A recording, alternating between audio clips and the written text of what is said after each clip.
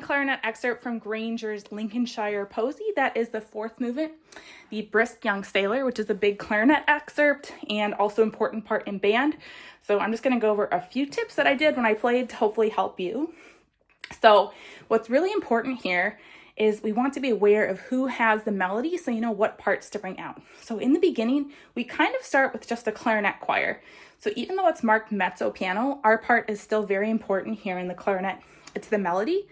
Depending on what part you're looking at, that next section, it's marked as measure 9 in my part.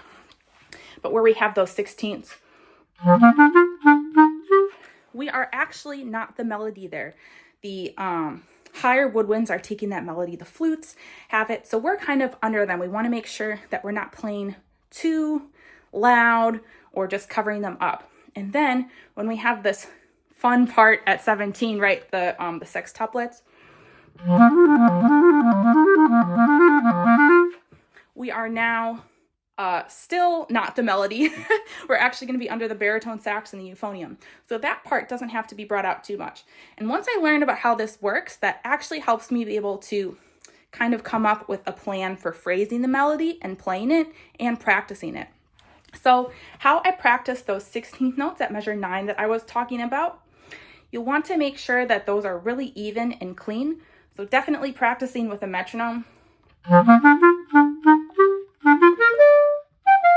And also that you're not breathing in all the 16th rests, right? When we see a rest in clarinet, we want to breathe, but if we're breathing in every one, we're going to be late.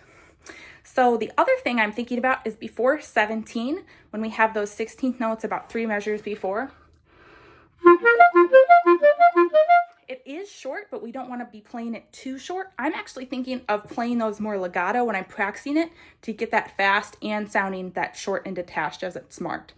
Now, the super hard part that everyone always asks me about is at measure 17 and 18 when those groups of 6 start, right?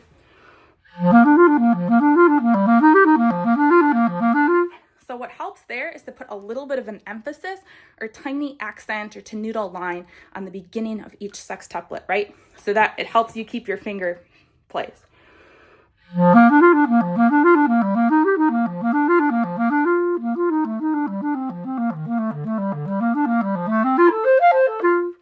So that helps me. I hope you found this excerpt helpful. Let me know if you have any other clarinet or saxophone or flute excerpts that you would like to see on our channel recorded for band.